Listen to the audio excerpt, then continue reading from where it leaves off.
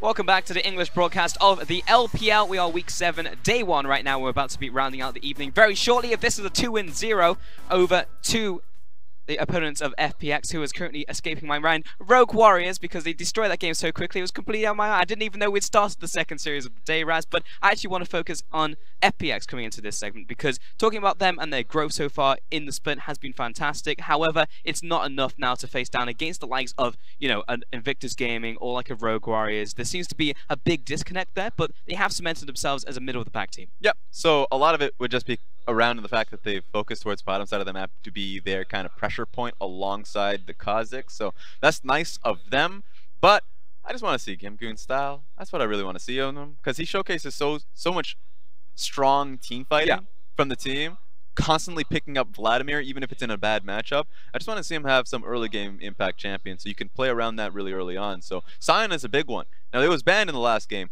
by FunPlus Phoenix. I would love the fact if they can pick up Sion for themselves. Sure, it's a tank, but it's still something you can play towards and allow Pepper to invade a little bit with. Yeah, there was also the Camille ban and the Swain ban as well, obviously targeted towards Gimgoon, because we know he has a very big champion pool and he can also focus towards the early game. He was also very much a split pusher in days past, but it just seemed like he is almost always moving towards the Vladimir later on, and we did have this criticism of FPX. It seems like they are constantly drafting losing lanes specifically into the top side. Yeah, so Vladimir is great if you can find yourself a proper lane with it, but it's oftentimes he is finding himself in an early game deficit. I would like to see him start off on the proper foot. Yeah, maybe that's the way that FPX find their way into this series and indeed into this next game. We'll see if that's the case as we send it over to our casters for the second game. Now it's time to get into that game 2. Thank you so much, dudes, because we've got Rogue Warriors getting back on stage. I don't know if you guys could see in the background of that shot, they had the picture-in-picture of SMLZ. Yeah, because one's not enough. Face. You need to look at him and then look at him again. Yeah. And notice all of those emotions, Dom. The face of a cold-blooded killer. And of course, sitting next to him, the most emotive person in the entire league.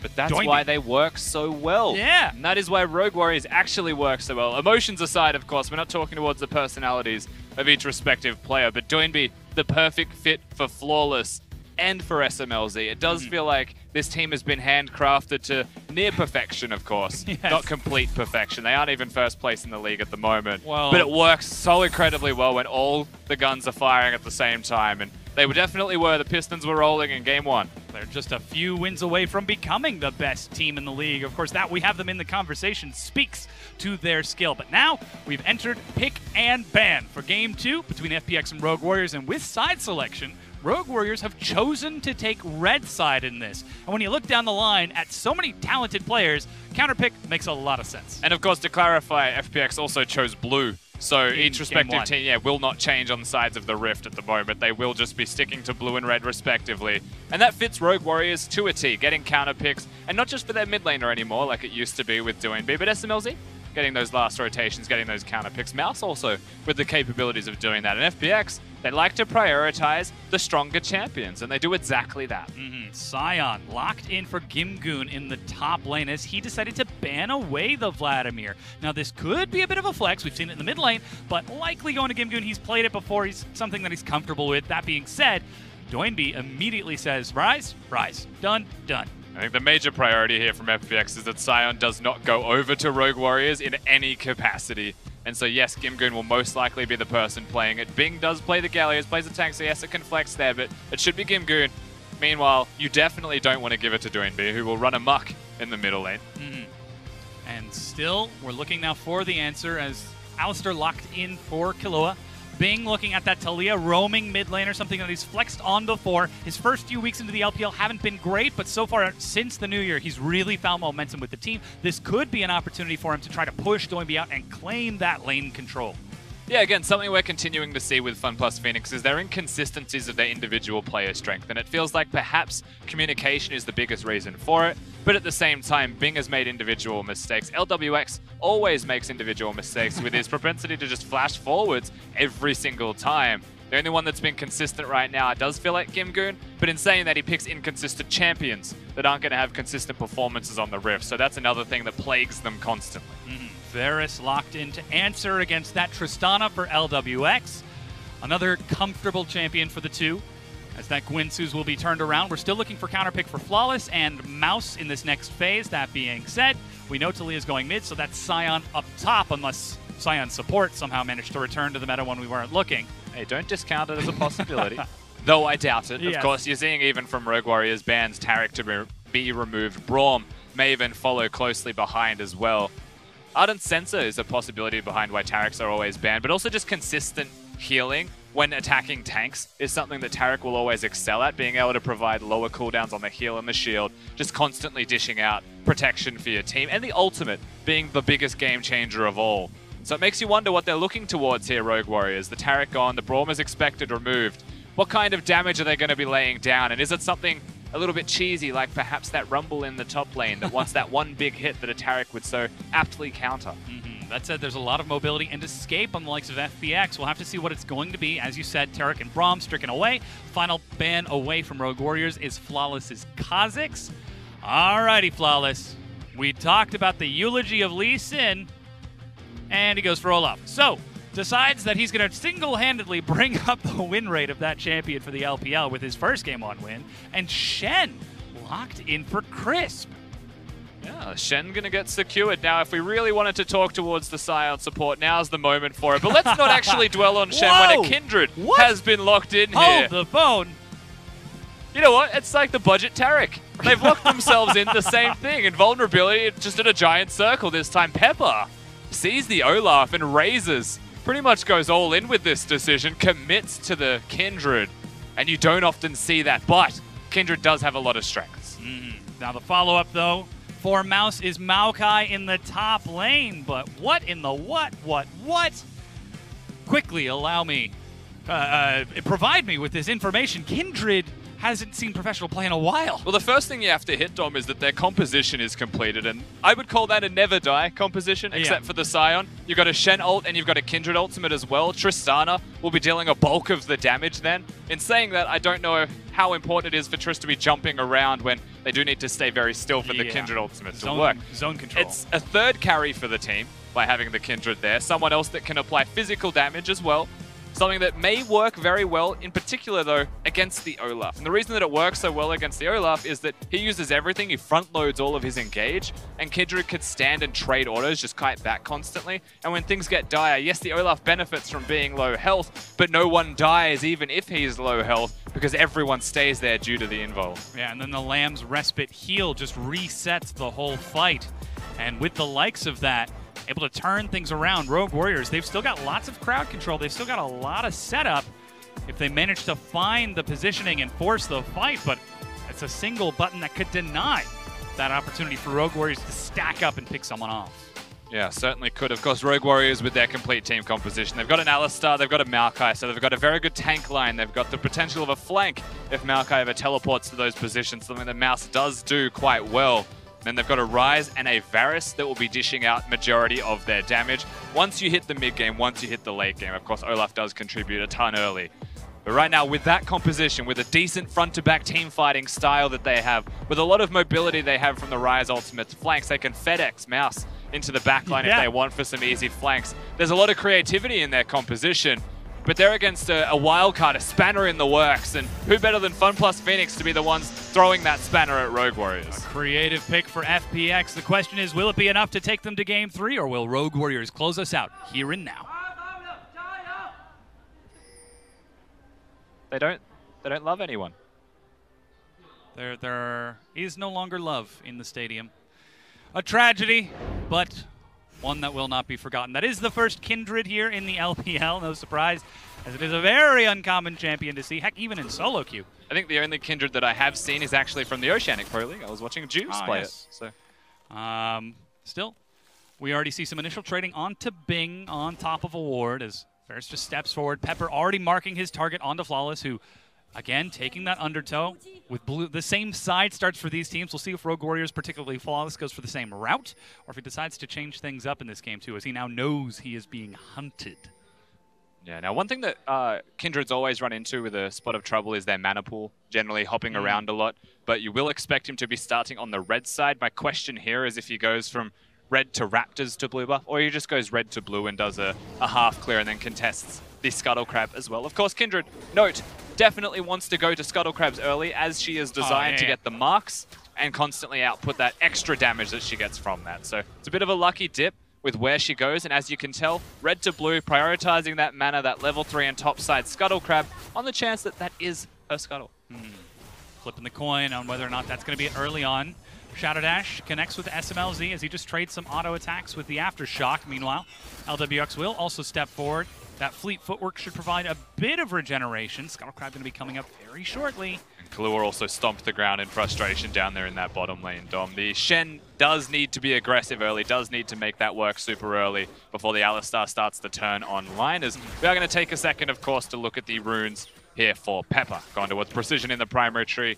The 3-hit passive, of course, makes the most sense. You don't really need the fleet footwork, the extra healing as Kindred by any means, though the move speed would have been nice to have, and then domination in the second. And look at the immediate pathing towards that Scuttle Crab. Guess who's on the way to match it? Flawless steps forward. Oh, you know it's going to happen. Might have been spotted by Bing. They're even bringing Crisp up there. Yeah, Shen's here. Talia also has the inside track on the middle lane. This is a 5v5 at any moment. Oh, Flawless pulls the trigger first. He steps forward immediately and flashes over the wall. He knows that support was missing, but take a look at this. Killua steps up. Both of the mid laners in there. It is everyone as Shadow Dash lands first. Doinby gets the initial hit onto Pepper. The CC Dragon contributes. First blood, Rogue Warriors. Everyone commits to the Scuttle Crab. It is the place to be, and unfortunately for FunPlus Phoenix, they just don't bring as large an arsenal as Rogue Warriors have got for themselves. Everyone commits to the Kindred, stuck inside the Dragon Pit, and just left to die. Loses the mark, will lose the Raptors as well. And that's very tragic considering that she had double buffs. She was set to succeed, and they made that the strategy they wanted to execute. They brought the Shen up earlier. They brought the team to collapse on Flawless, and they got the flash. You thought it was a win. Nope. It was not. I mean, Killua able to time his crowd control with Doinby's snare to lock down Pepper and prevent any flash over the wall.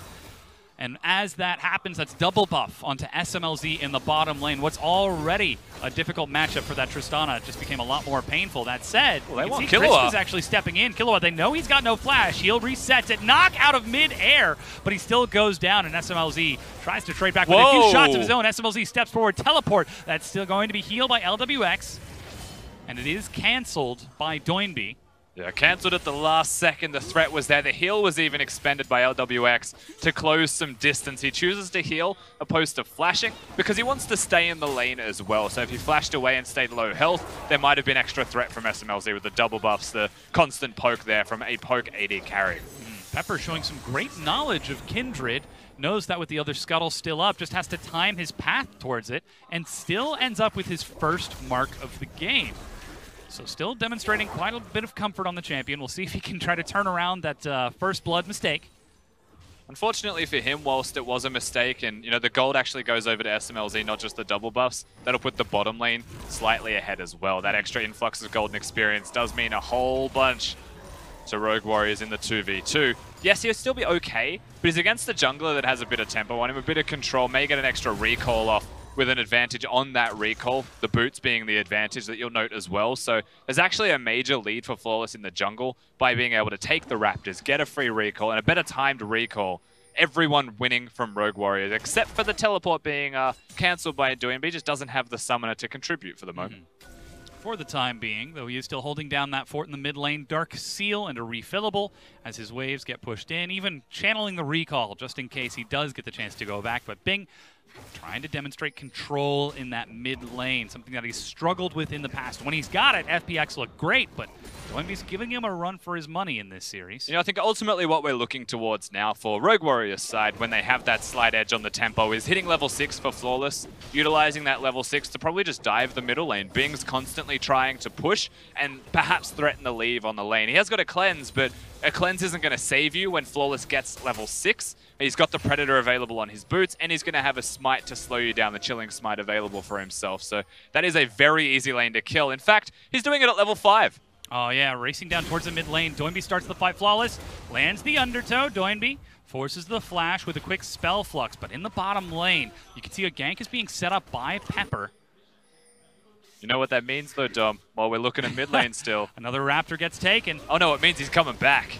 The sequel of Olaf ganking mid lane is going to happen at level 6 if he finds a chance. No flash or cleanse onto Bing means it is all too easy with the flash available from Doinby in just over a minute and the teleport there. So Pepper, yes, he's trying to get ganks off in the bottom lane, Honestly, I don't think he'll get anything. Doinby doesn't even have mana. They're looking at the blue buff of Rogue Warriors right now, if anything.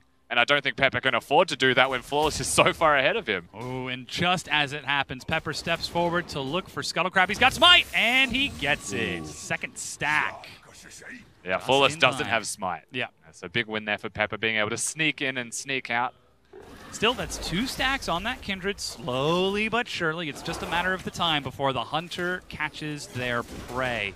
Still, though, blue buff going to be passed over to Doinby as Gimgoon looking for what could have been a roam in the mid lane. Could have also just been some deep vision. He's been missing for such a long time that he could have gone mid. He could have actually just pretended that he warded, something that I know a lot of people will do. You just disappear into a bush.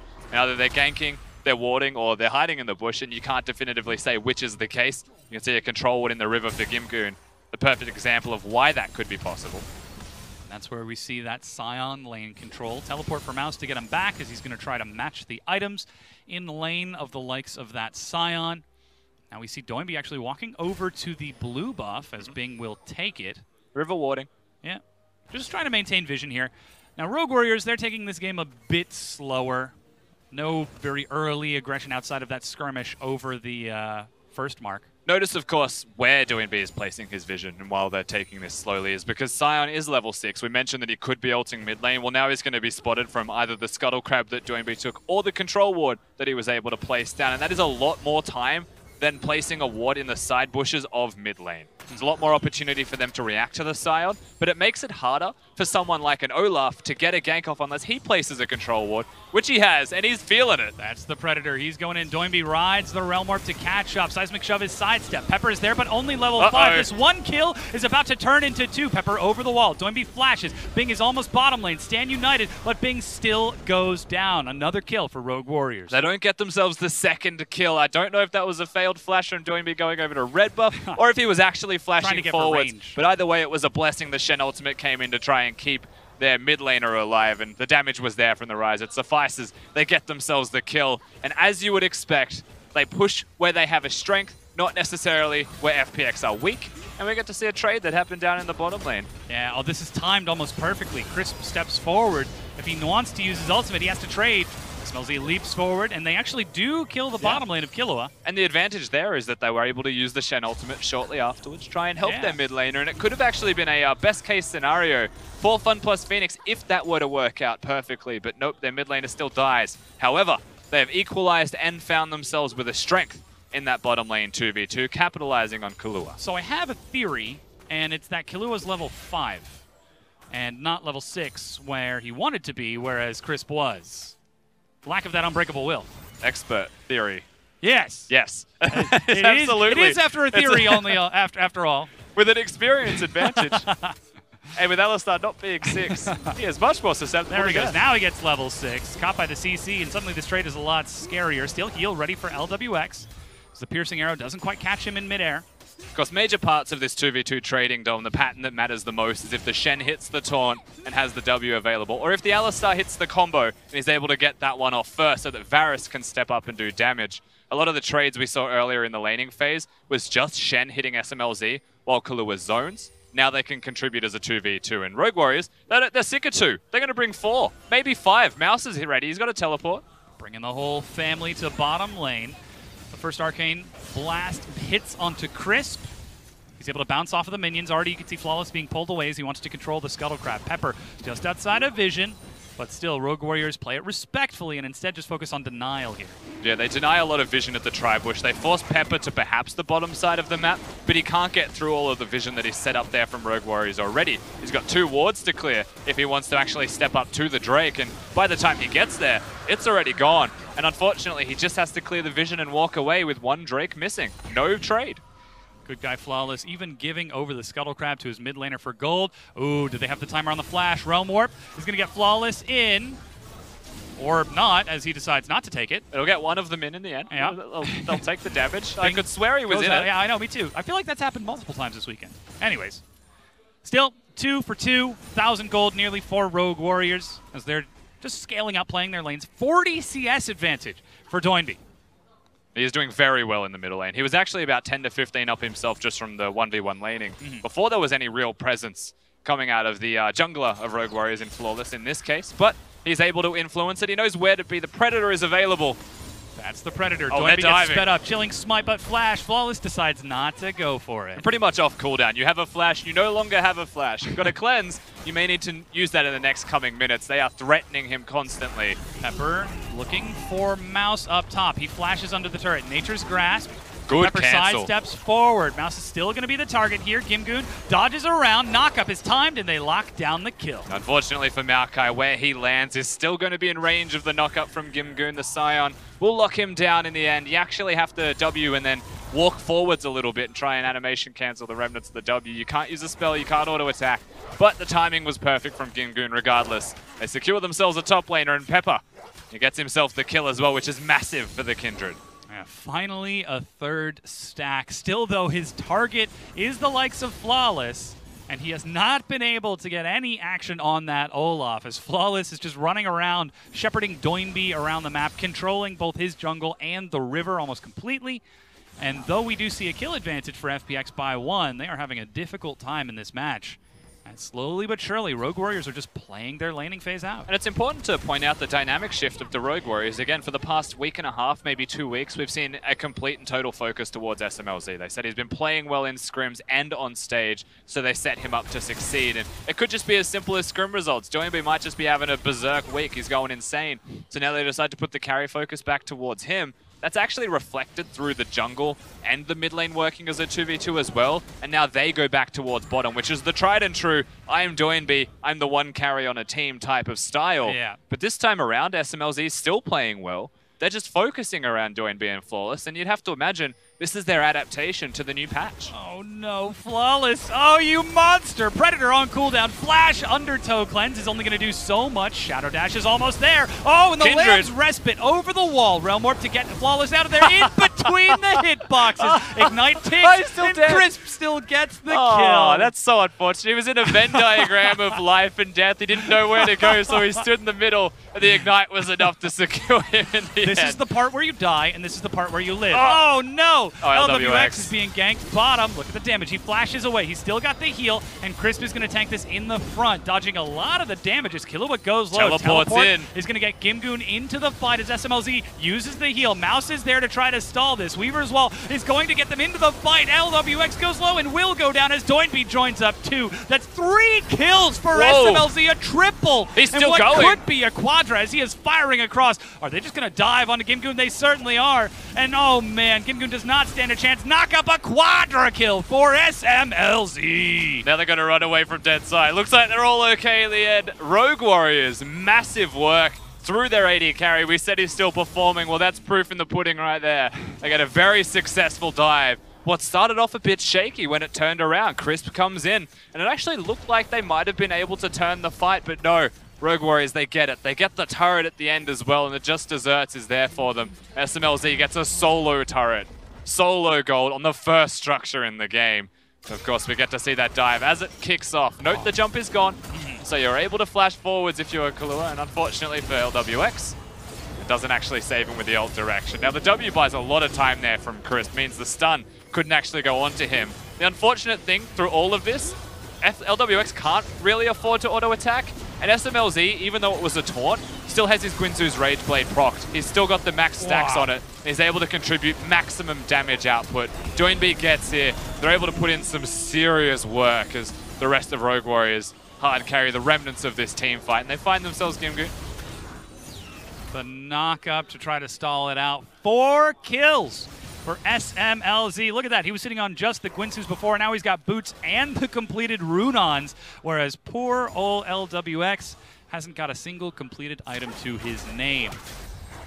That being said, yeah, it's quite tough as Scuttlecrab will finally be picked up by Pepper. Still hunting down those stacks, but he might just be too far out of range for the next ones. Yep, looks like the next stack is on his wolf camp. Or sorry, enemy's wolf camp, but Rogue Warriors, they're wasting no time at all with the advantage that they've got on SMLZ. He takes his Guinzu's top. I don't know at what point, Dom, I would actually look at this best of 3 and say that FPX are playing poorly or Rogue Warriors are playing well. We're about to dive this top lane right now. Teleports are actually coming in for that sole purpose. Yeah, Killua starts the fight again. Crisp within screen distance uses the Spirit's Refuge. It does nothing. The Refuge! Oh, he got out! It does nothing! Gimgoon races away. very closely, actually skims the side of the rest of Rogue Warriors, just scrapes away to safety. Gimgoon does that very well. Doinby also able to teleport into flank just in case it went poorly in the first place. And ultimately, they're continuing to push. And back to that statement, of course, if this stops and gives me a second, we'll see. No, it doesn't. We don't get a second. LWX is the target. Doinby has no flash. Oh, but Crisp is there. They know LWX doesn't have a flash either. That's an early snare as Doinby tries to sidestep. Shadow Dash locks him down, and suddenly it's Doinby who's gone too far ahead. The shield to try to turn some damage, but he has died.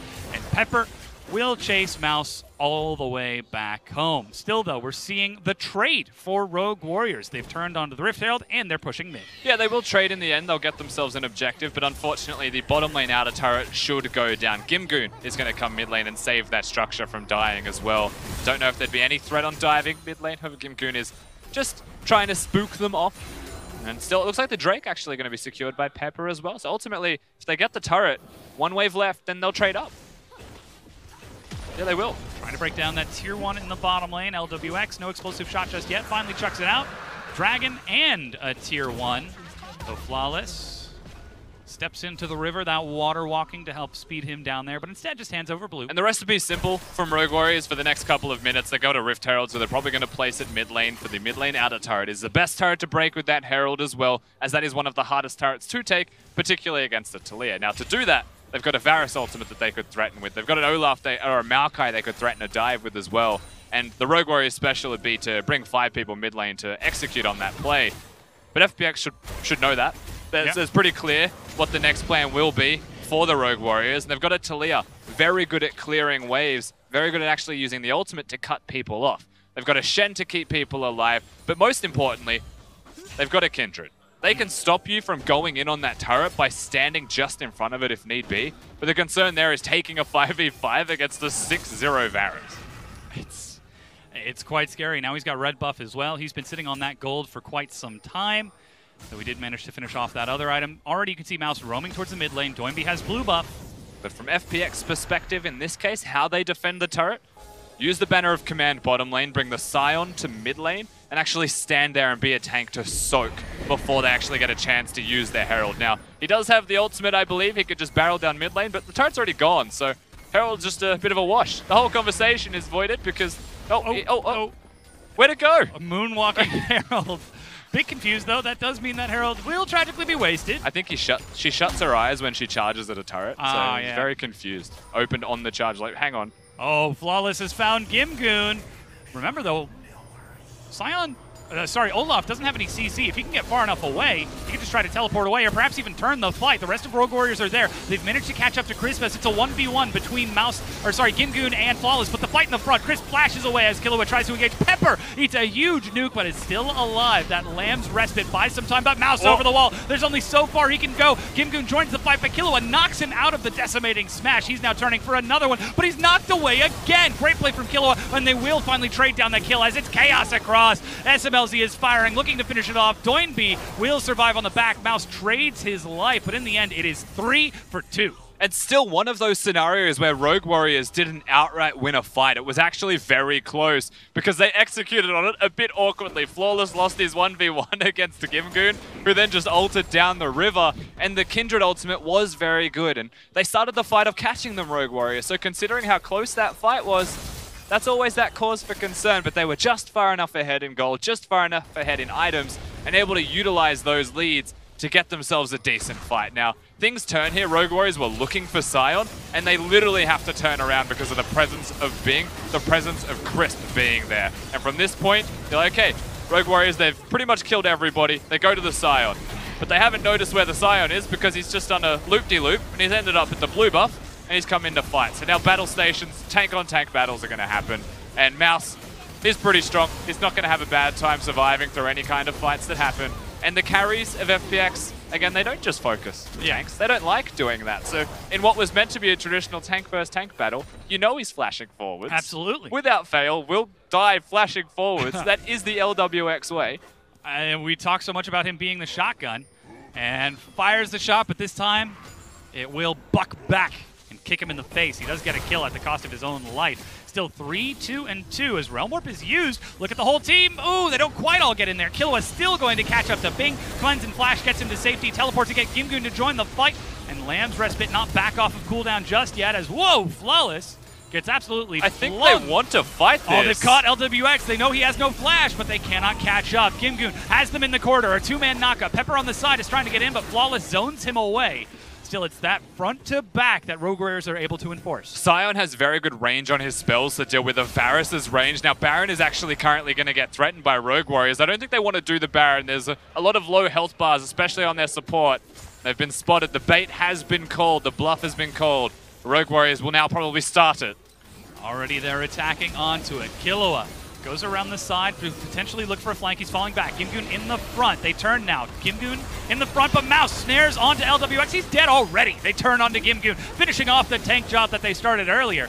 And amongst 5, his corpse can only do so much. 3 members of FPX retreat, and Rogue Warriors now turn their attention to the Baron will be theirs this time. Kindra can't get into the pit, has the flash if need be, may want to go over the wall. There's an explosive plant, but it'll take far too long to get there in the first place. So they'll push mid lane, they'll set up the wave, and again, Rogue Warriors, they actually want the fight. If anyone comes to them, they will take that fight with open arms. They'll say, let's go, and actually take on the 4v4, 5v5, whatever it is. And the reason they want to do that is they have a 7-0-4 now. Varus on the hunt here, and he has found Pepper. Oh, he just got like on the one backside. That Shadow Dash, Spirit's Refuge, means it can be submarine, but suddenly Crisp doesn't want to have anything to do with this as he teleports into his death. And it wasn't just ONB, the cavalry's also just around the corner. For no, it gets me every time. Why are they not recalling after getting objectives? Well, they're going over to do one more camp, just one more buff. Just one more. And every single time the fight happens where that one more spot is, they always find the target. They overreach because no one expects them to. Oh no, and they're doing Bing. it again. Bing, he's just going to stand here and He actually stood still. He knows it's only a matter of time. Oh, the slam dunk. Rogue Warriors are like the Netflix of all of the teams in the LPL. Because it's just one more. One more, and then we'll go and finish off the base. I guess I'll do the dishes after one more kill. Okay, so my brain went a completely different direction, and I'm not going to elaborate.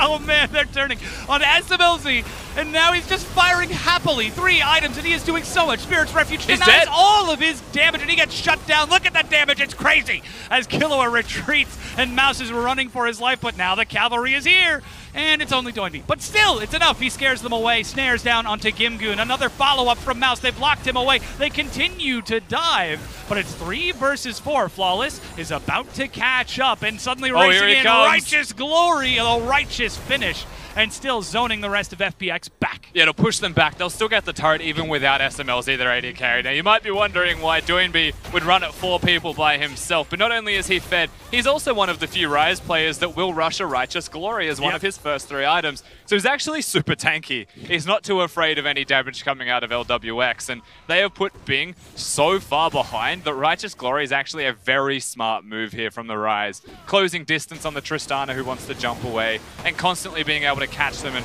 keep them down. Of course, you're looking at the gold differences right now, and that does speak volumes. Yeah, SMLZ and Doinby are the big names you want to look at. Nearly 3,000 for SMLZ, Doinby nearly 4,000 gold ahead. Woo!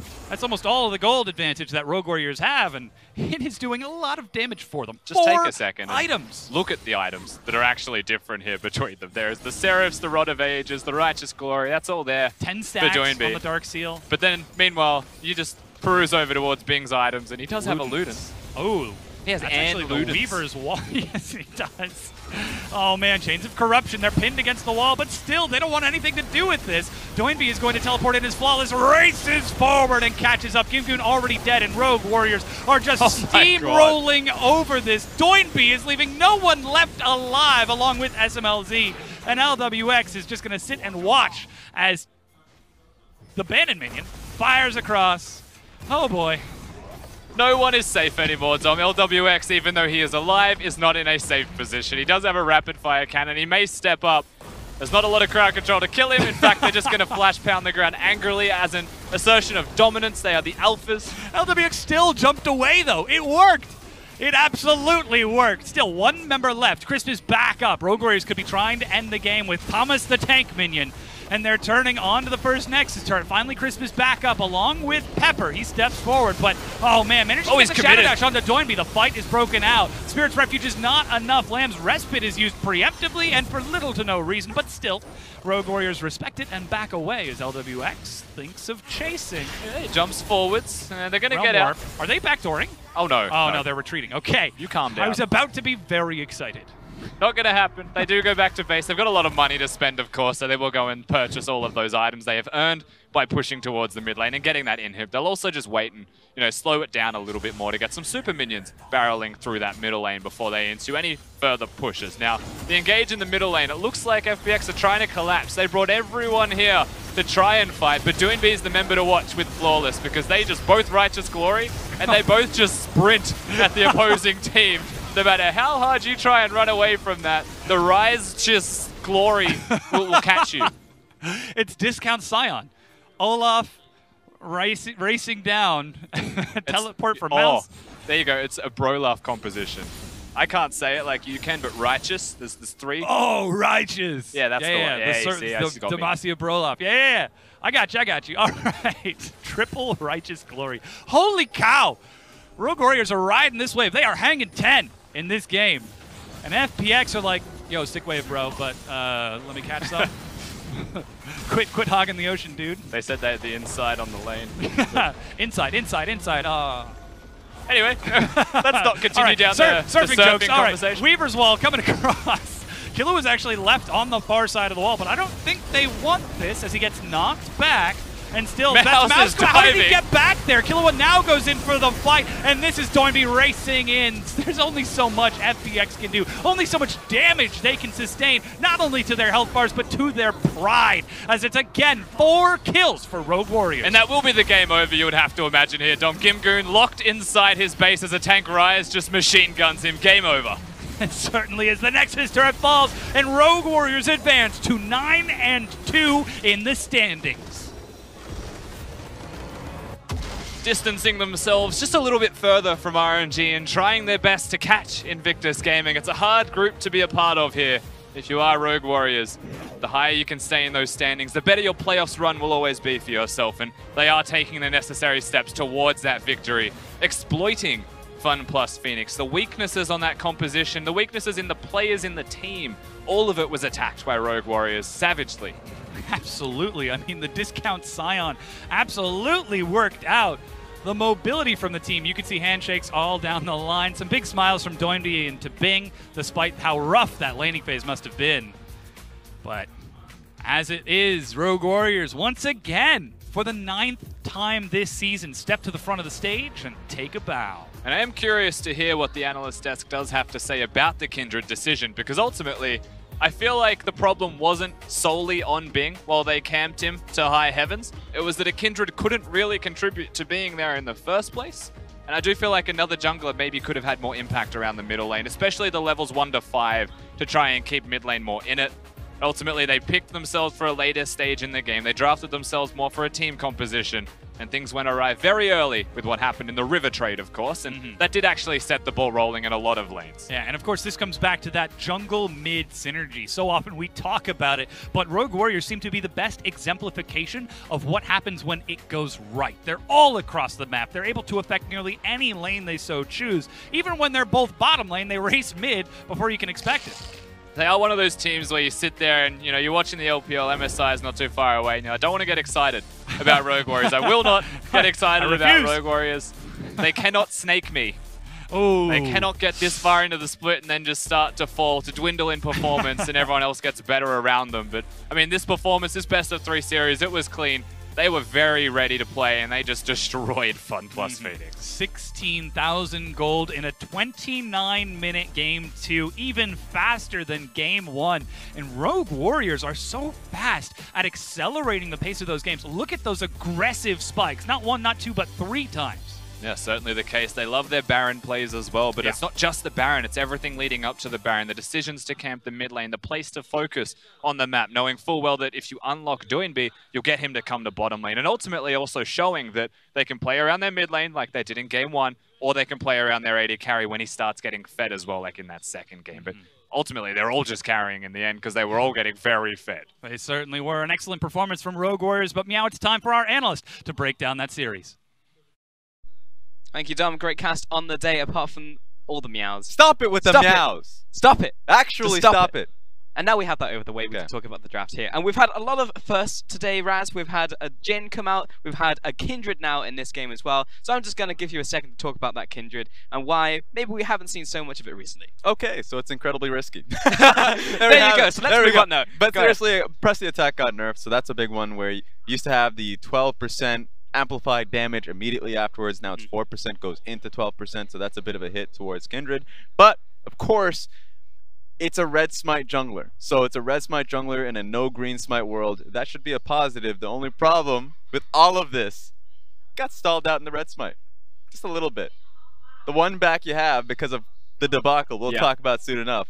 You have a 5-minute red smite, which is pretty unfortunate. But then we have to take a look at why did that happen. It's just like, well, Kindred is a champion where you kind of know where Kindred is going to be on the map because there happens to be this thing called marks. And at some point, everyone's going to collide over that mark. But FPX played this well. They just overcommitted. That's the major issue here. The moment you walk up and Talia's not on the way just yet, this is where the problem comes in. Isolates herself right towards the dragon and immediately gets killed out. That was unfortunate because the level 3 for Kindred is usually the strongest point where she can walk up. Of course, much like Graves, literally a ranged jungler. That should be, I would say, a buff up in and of itself. And the fact that you have a lot of dashes for yourself, you can outplay the axe toss that Olaf has. So there it is. It's the micro that you can look towards. But that one slip up loses you a lot of tempo, especially since Olaf from that point forward is going to have the, I would say, the advantage in every skirmish going forward. Yeah, and it's unfortunate because there are merits to the pick like a Kindred, and you can make it work in this meta. You know, as you said, skirmishes is going to be on the rise, and you can see junglers following suit on that, but we didn't really get to see a game where Kindred is able to get the early spike that she needs and then kind of move throughout the rest of the game, and it was, in fact, a massive spike happening on the side of Rogue Warriors. Now, this is Rogue Warriors. You should know them because SMLZ is going to be an absolute powerhouse of a threat on the team, and what you absolutely do not want is to give him 1,800 gold, 4 kills, and a tower. Now, Shen was just running rampant from mid lane to bottom lane, just trying to protect just about everybody. Goes towards the bottom lane, and they try and commit to save LWX. 2 TPs come through. Great timing on Mr. Guang yourself, Maokai, just to be able to match the TP, because this was going to be an all-in fight. If Rogue Warriors had their members here first, that's a big win from them. Because not only is LWX not going to be there for the fight, but of course the jungler for Rogue Warriors, the Kindred, it's going to take a long time as well. So 4 kills throughout the entire fight for a Rageblade building, Runan's building, AD carry on the bottom side of the map. So you're like, okay, there goes the spike that we kind of have to run away from for the rest of the mid game. Yeah, and that just accelerated it so fast, and it meant that every fight from then on was essentially just going to be a wash towards Rogue Warriors, no matter really what you could do in those situations. And this is just, again, in the bottom lane, but this is SMLZ all powered up. And this is a fight you don't see is, of course, Sion having a bit of a scuffle with the Olaf. The reason why that's going to mean so much is because he ends up joining him. He ends up joining the fight. You're like, perfect. Send down the Sion ulti, and I'm going to about to smash 3 people. He sends out the first Q. Oh, you know what? Killa was like, nah, okay, pretty short cooldown. I'm gonna send out another one. No, again. And so from this point forward, he gets denied 2 times in a row, gets killed out, and you get to see SMLZ build up his Rageblade to the max and just assassinate, if you can call it that, LWX who jumped in. Yeah, isn't assassination if your target is the one who's engaging on you? Because LWX will take every opportunity he can to jump on you in every given fight. Of course, he was looking for the execute there on the Alistar. The counter-assassinate. The counter-assassinate, yeah. And he just stood there and gunned everyone down. SMLZ was an absolute monster in this one. And that pretty much just led through the rest of the game. It wasn't a particularly long game because every single fight went the way of Rogue Warriors. Yep, it did. Up until the last point of the fight, honestly, the last point of the game when you have 3 Righteous Glories and Arise batting down your towers. So the one fun fact about it, because they were kind of getting stalled and the towers being chipped down, so like, okay, we have one way to force this, you know, force the fight, force the plate. It's going to be in the replay, where legitimately you just toss a tank at you. So this game was pretty funny, especially since Mouse found a backstage access, as you can see, to the top right. The guy went full Gimli right here. Just look at that. I didn't even see it up until this point. And he's just immediately right behind them. And so that's like, how did he get there? I didn't see up until that point. So yeah, Yep. Rise just sent him right into the fight. You just use all of your ultimates, use all your righteous glories, run them down, and that was pretty much the end of the game. Yeah, big bro play coming out there as well, and as you said, the triple righteous glory, a pretty brutal composition, honestly, to watch, especially when they're ahead, because they all hit that hotkey and they just all run at you, and every single one of those members is gonna run you down, and there was no getting away from that composition. Yes, and so that's where you talk about, well, how did it get into such a snowbally kind of point of the game? Because I like the idea of sending out a Kindred into the game. The moment Kindred falls behind, especially towards an Olaf, the whole point of the Kindred, other than of course having your ulti just for those kind of clutch points in these team fights, is to be able to get an advantage in the jungle matchup, be able to walk up and towards mid lane and be able to pressure them, just send a few autos with your red buff, and you just have immediate impact. And so the fact that he fell that far behind, we talk about him getting a 5-minute smite, red smite that is, just because he was able to get the just the item that later on. Yeah. So that really put him behind. Olaf at 8 minutes was able to run 2 people down. Pepper was having such a rough time at things, and Bing specifically was just getting ganked time and time again. So no mid lane, no jungler, and that's a quadra kill on the bottom side of the map just because he was able to just have that, I would say, obvious setup. Exactly, and because of that quadra kill and all the gold going over towards him, and the fact he basically just killed everyone on the map, after that SMLZ will take our man of the match right here as well. And you know, it honestly does take a player on a team to be able to hold all that gold that he had, right? Like, some players will get all that gold and they'll be okay, like okay efficiency with it, but SMLZ will literally just win the game right there. 12, 1, and 7. On Varus, of all champions, the champion that can start off his own fight, the champion that could literally have the 1 item spike of Rage Blade, as well, of course, later on, Renan's Hurricane. Those 2 items just meant that for Rogue Warriors, they knew they had won the game if they can set up the fights immediately, so that's why Righteous Glories are just being built by just about everybody. Yeah. So they can force any fight at any point. It felt like every 3 minutes a fight was happening. Exactly, and he still absolutely made use of all that gold that he had. It was even more impressive because 172% damage to gold ratio is incredibly impressive when you have that much gold, so you need to do even more with that one. But we are going to take a look at the standings after today and how all of those wins have impacted us. So taking a look at Rogue Warriors now, they are 9-2, definitely on the heels of Invictus Gaming. However, they are getting even further ahead since they are 11 wins and only 1 loss now. I just feel like the 3 teams in the Eastern Conference, Invictus Gaming, Rogue Warriors, we both saw them today, and RNG, they're just flying. They're flying high.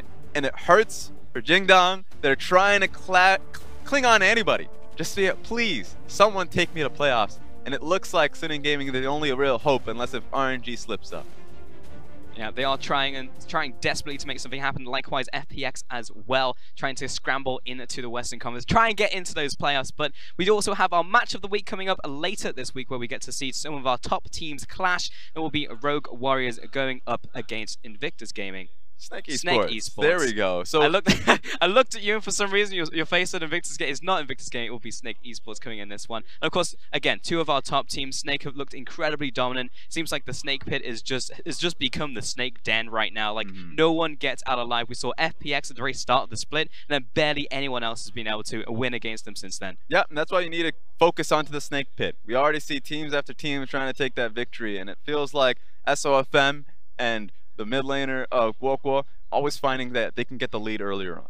Yeah, and then let's go ahead and take a look at our schedule coming up later this week. Of course, on Tuesday and Wednesday will be no broadcast days for the English broadcast, but of course you can catch all that action over on the Mandarin streams. However, on March 16th we'll be returning with Snake versus Rogue Warriors, and then we'll be ending out that day in Chengdu with RNG against OMG. Match of the week in Chongqing. If Rogue Warrior is going to be able to take them down, I mean, Rogue Warriors just look way too clean as of late. Flawless, looking phenomenal. So I just love the fact that they're just kind of staring each other down in the graphic here. I mean, it's gonna be pretty sick. Yeah, I just have to talk about SOFM for a second. I've never seen a more badass picture of SOFM. I didn't even know that picture existed, so that's fantastic. I'm glad that's there. All you people out there, quit folding your arms. Don't do it. Please find something creative. That's a PS. None of this either, because we had that in like, what was it, 2015? It seemed like everyone was doing that. So find some more creative poses. I feel like the LPL's got on lockdown now. I feel like our players have got that. Some of them. Especially SOFM. Yeah, definitely SOFM. So good stuff there. Anyway, that's going to do it for us on our first day of Week 7. Make sure to tune in again on Friday when we'll be returning. But for myself, Raz, everyone on the production team here at the LPL, thank you so much for watching. We'll see you soon.